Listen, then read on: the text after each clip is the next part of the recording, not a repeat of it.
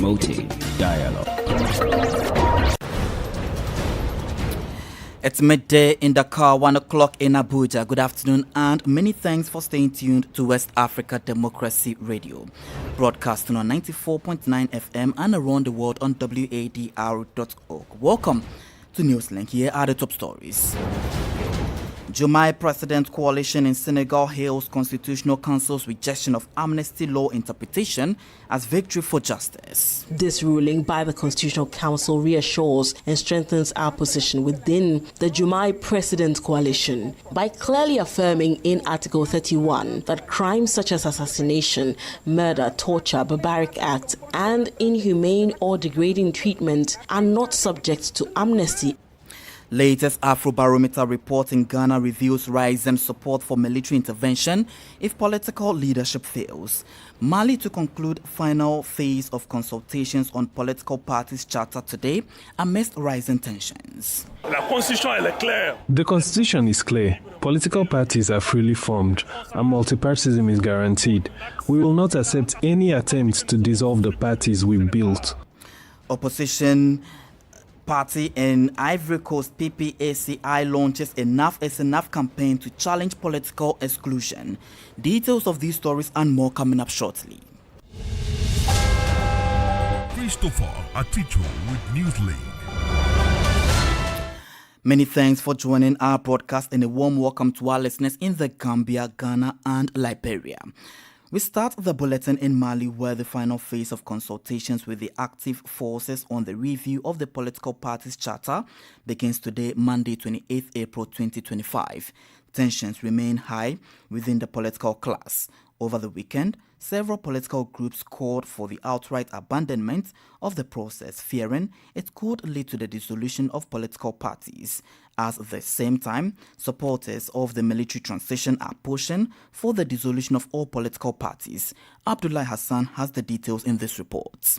Political groups gathered under initiative of political parties for the Charter IPAC are once again voicing strong opposition to any plan aimed at dissolving them. According to opposition leaders, the process initiated by the transitional authorities violates the constitution, which guarantees a multi-party system. Hamidou Doumbouya, political secretary of the Yelema Change Party, expressed their concerns. The constitution is clear. Political parties are freely formed and multipartyism is guaranteed. We will not accept any attempt to dissolve the parties we built. Although the authorities haven't said this yet, we firmly tell those who are pushing for it that we've been patient, but we are not cowards.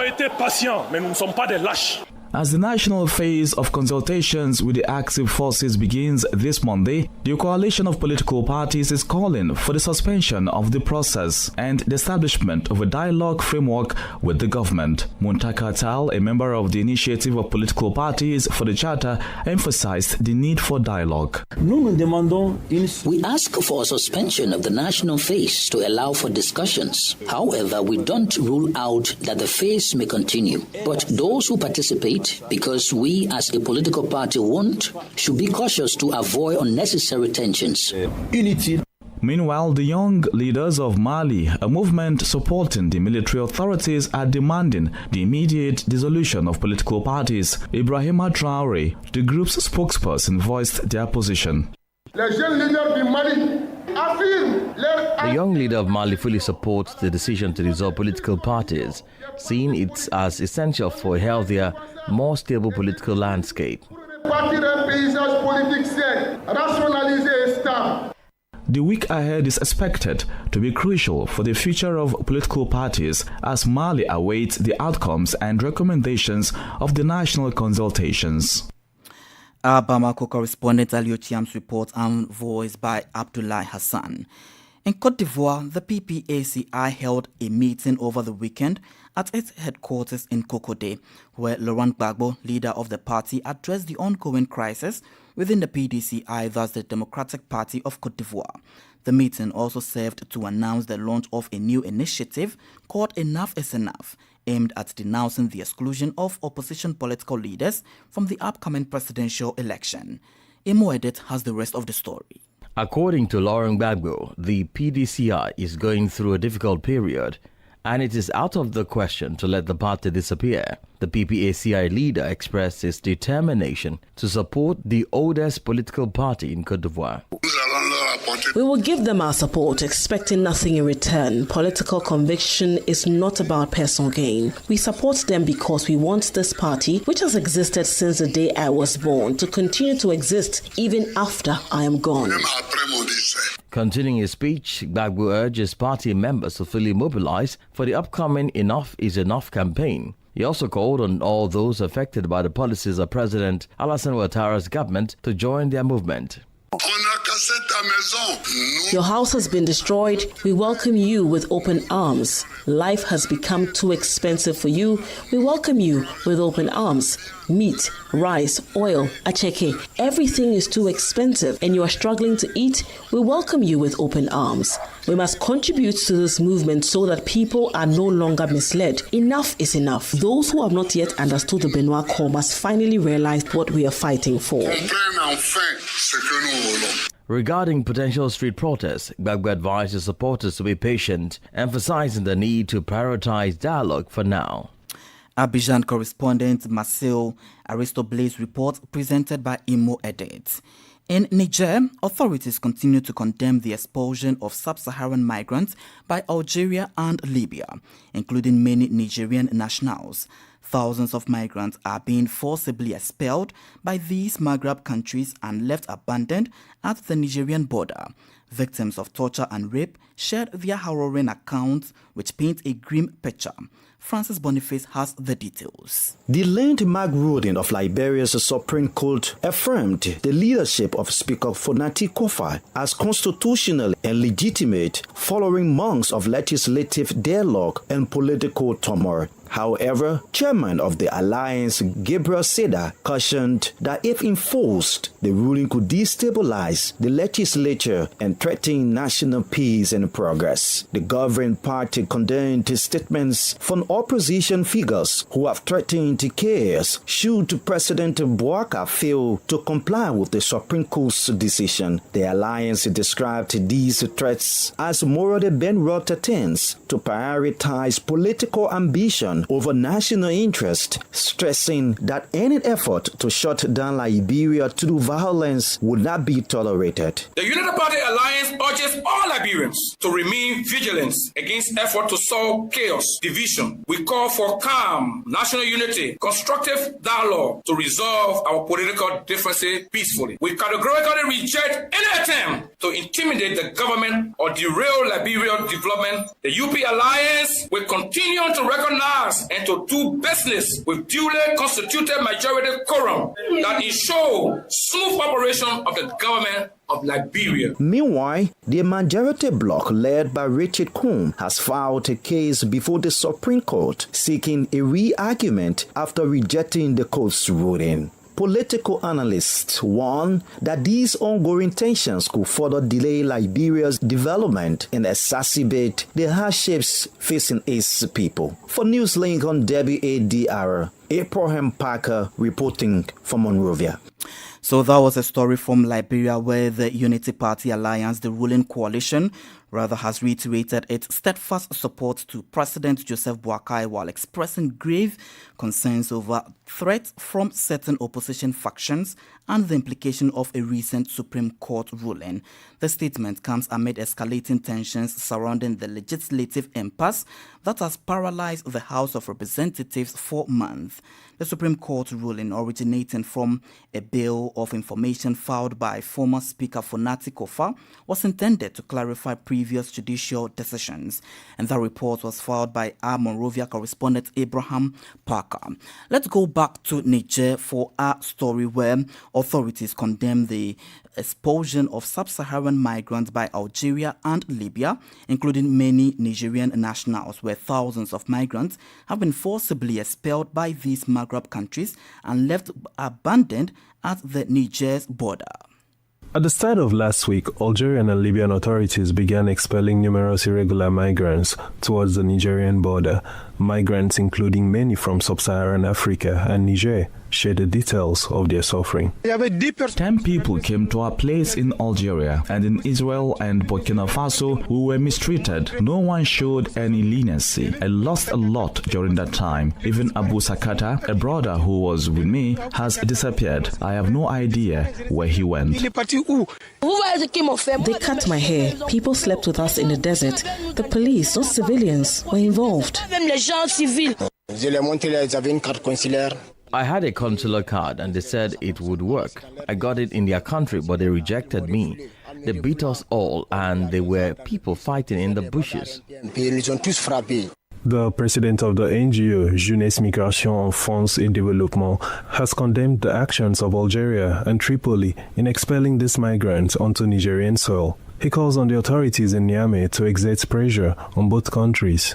Manu Amidou Nabara. Niger must be involved in organizing and discussing any operation to deport migrants to its territory. The Algerian authorities unilaterally decide to send African migrants, often under inhumane conditions, back to Niger. Niger has the right to protect its borders and decide whether to accept or reject these deportations. For the past 3 years, the number of migrants being expelled in this region has been steadily increasing, according to Niamey. The Nigerian collective Alam Phone Sahara, which provides aid to migrants in the desert, reports that at least 4,000 people arrived in Asamaka this April. That's our correspondent in Niger, Mutala Zuberu's report, and presented by Francis Boniface. More stories coming up on West Africa Democracy Radio. Newslink continues. In a major cross-border operation against human trafficking and cybercrime, Ghanaian authorities have handed over more than 200 Nigerians to the Nigerian government. The victims, many of them young men and women, were reportedly lured to Ghana under false promises and forced into internet fraud activities. WADR's Usman Umar reports.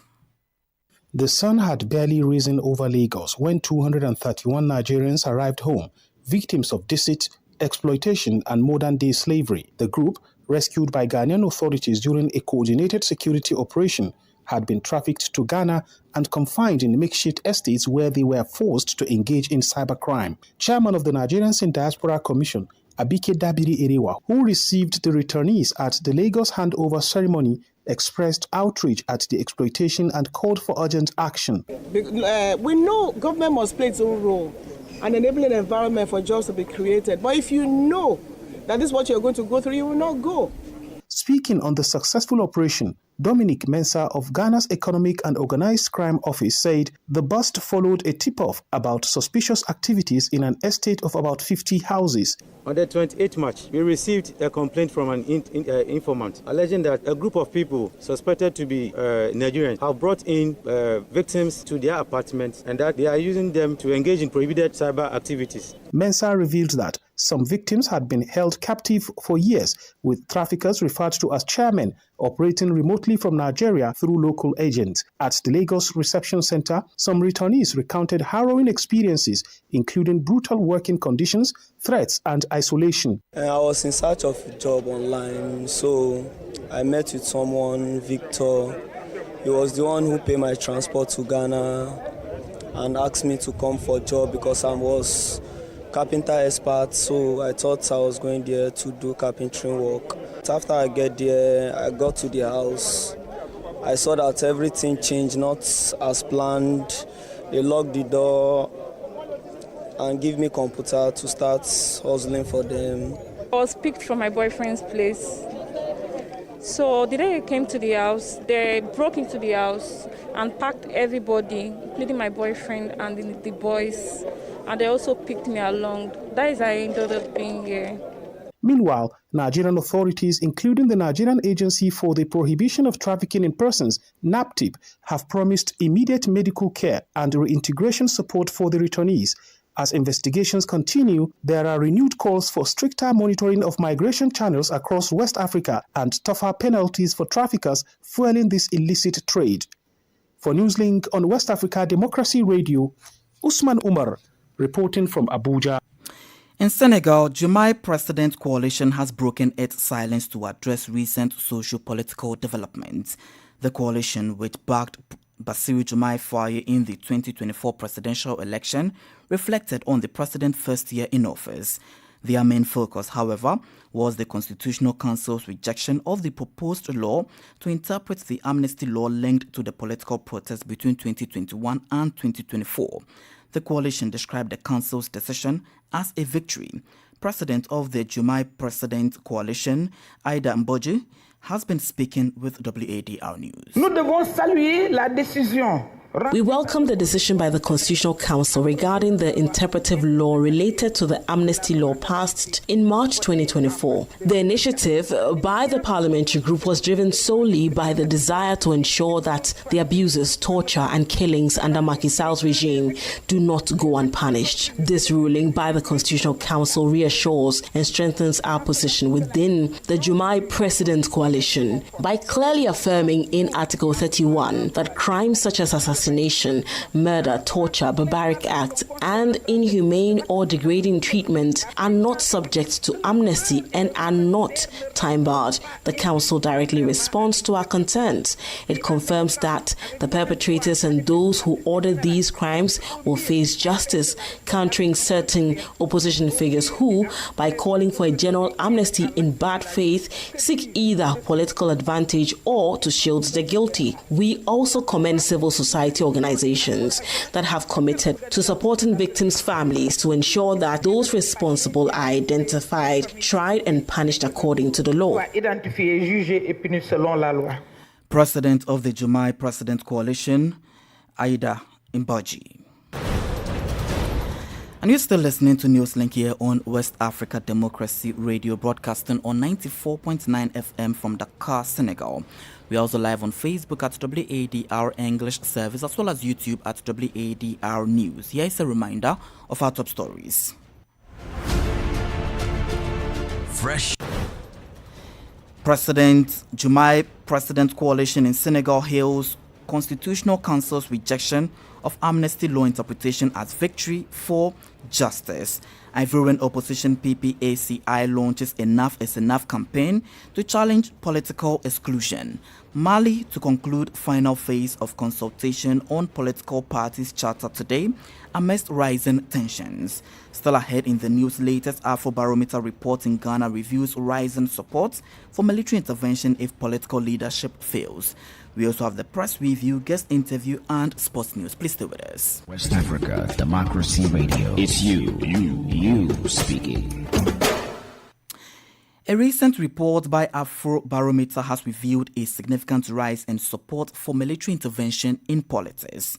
The 2024 survey shows that 51% of Ghanaians now believe the military should intervene if elected leaders abuse their mandate, up from 40% in the 2022 report. The findings also indicate a decline in opposition to military involvement, with the percentage of Ghanaians opposed dropped from 55% in 2022 to 47% this year. WADR's Nadi Detete reports. The Afrobarometer survey shows growing public support for military intervention if political leaders fail to meet their mandate. The increase in support, now at 51%, represents an 11% rise from 2022. At the same time, opposition has fallen to 47% from 55% in 2022. These findings were shared during a regional dissemination event in Ghana's Ashanti regional capital, Kumasi, organized by CDD Ghana in partnership with the Center for Community Livelihood Development and supported by GIZ under the EU-funded PED initiative. The survey also highlights a significant shift among younger Ghanaians. 52% of respondents aged 18 to 25 and 56% of those aged 26 to 35 support military control if leadership fails. Gender differences show that 53% of men and 48% of women are in favor of military intervention. Ms. Mavis Zupok-Dom, senior research analyst at CDD Ghana, pointed out that public opinion is divided on the post-military transition. 41% of citizens favor a gradual return to civilian rule, while 38% want an immediate restoration of civil governance. A further 14% would accept military rule indefinitely if it serves the nation's best interests. Technical advisor at GIZ, Jonathan Donko, emphasized the importance of citizen participation in democratic governance, noting that initiatives like Afrobarometer help ensure policies are responsive to public needs. The findings reflect growing frustration with Ghana's political leadership, particularly among the youth, and highlights the need for greater accountability and civic education. For WADR, Nadi Tete, Accra. This is the newspaper review. Stay abreast and find out what the top stories are in your country. This is the newspaper review. The newspaper review. Let's join Usman Umar from Nigeria for the press review. This is the press review coming to you from Nigeria's capital, Abuja. We begin the day with The Guardian newspaper, and The Guardian is leading with this developing story. Solar panel import ban may trigger 150% price surge, worsen energy cost crisis. Detail of this is on page 6, but of course the federal government last week announced a ban on the importation of solar panels, which is becoming a better alternative to the energy crisis rocking many sectors across Nigeria. The experts have already said that this ban is likely to trigger the cost of the available solar panels within the country. Remember also the presidential villa just announced spending about 10 billion naira to set up a solar panel farm to be able to power the presidential villa as a result of the high cost of electricity tariff that the villa pays every year. Of course, thereafter, further stories on the page of the Guardian newspaper. No cash above $10,000 must leave Nigeria without declaration. Economic and Financial Crimes Commission is warning here. This is a new one. If you have up to $10,000 that you are traveling out of Nigeria with, it must be declared, says the anti-graft agency. Tompolo endorses Tinubu for second term, says Fubara will return. Of course, Tompolo is an ex-Niger Delta militant who now owns a security outfit that is enjoying a very, very fat contract of protecting the Nigerian oil pipelines in the Niger Delta region. He has already endorsed President Bola Ahmed Tinubu for a second term in office. We go to our last paper for today, which is the Vanguard newspaper. Tinubu to opposition, don't blame me for inability to manage your affairs.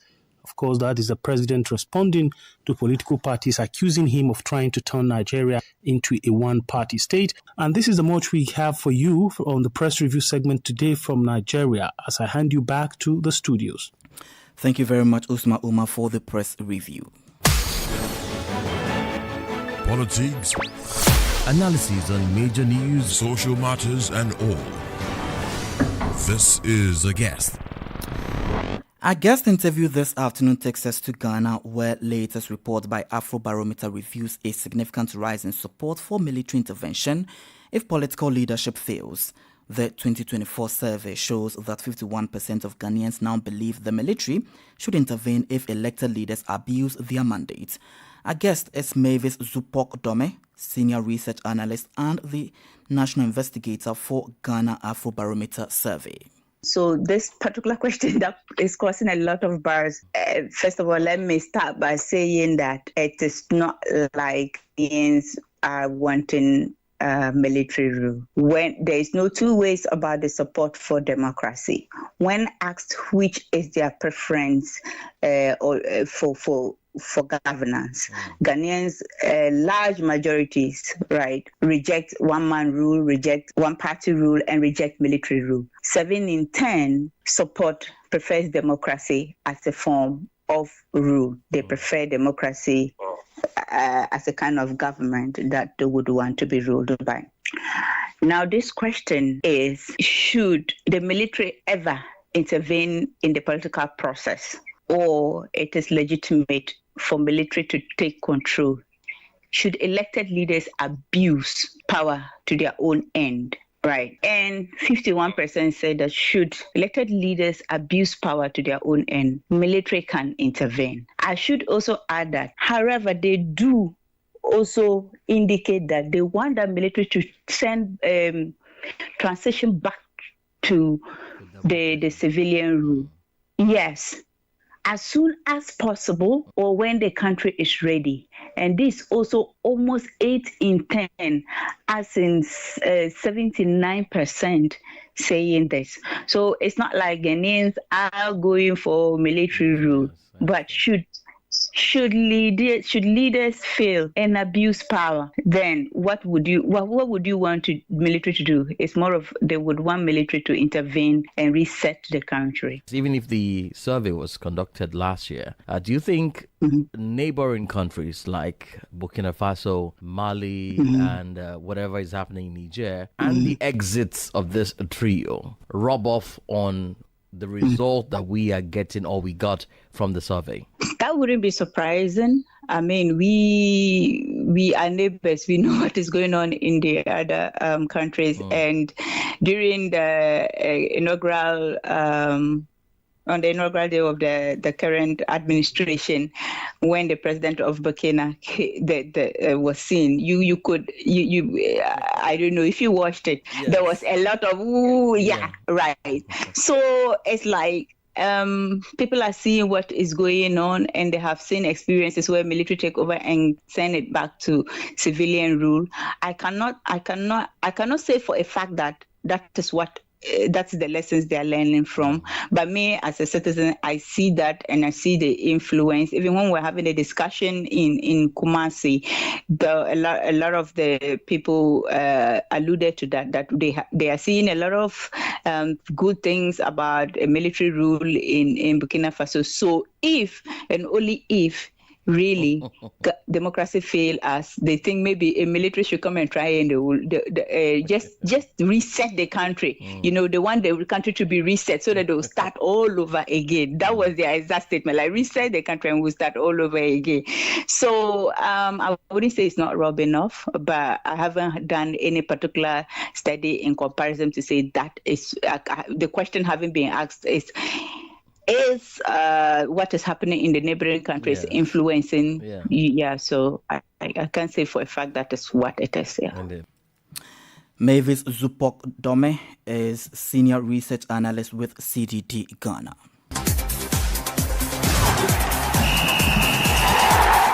And we can join Sankoli Janko for details in the world of sports.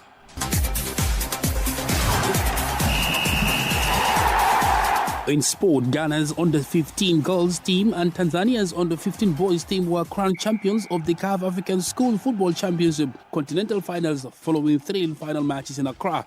Ghana's under-15 girls won the crown after defeating Uganda 2-0 to lift the continental title in their debut appearance at the finals. Meanwhile, Tanzania's under-15 boys successfully defended their title, overcoming a strong Senegal side in a dramatic penalty shootout after a fiercely contested 0-0 stalemate. Elsewhere, host Egypt made a winning start to the CAF Under-20 Africa Cup of Nations with a narrow 1-0 victory over South Africa at the Cairo International Stadium on Sunday evening. Mohamed Abdallah was the hero for the young Pharaohs, netting the decisive goal in the 62nd minute. Sierra Leone were held to a goalless draw by Zambia. In Basketball African League Ball, Cape Verde's Creole Star clinched their first ever Basketball African League Ball win by beating Sahara Conference hosts ASC Ville de Dakar of Senegal 66-63 on Sunday. Tunisia's Monastir defeated defending champions Pedro de Luanda of Angola 87-73 on Sunday. Exciting matches at the Basketball African League currently taking place in Jamnyadjo. That's it for sports. And with that, we've come to the end of Newslink here on West Africa Democracy Radio, broadcasting from Dakar, Senegal. Thank you for listening, and many thanks to Fale Lusso, Mam Kodufai, and Umu Danyogo for the technical assistance. Do interact with us via our social media platforms, X formerly Twitter, Instagram at WADR News, and on Facebook at WADR English Service. Coming up at the bottom of the hour is our flagship health program, Well Body. I am Christopher Aticho. Good afternoon.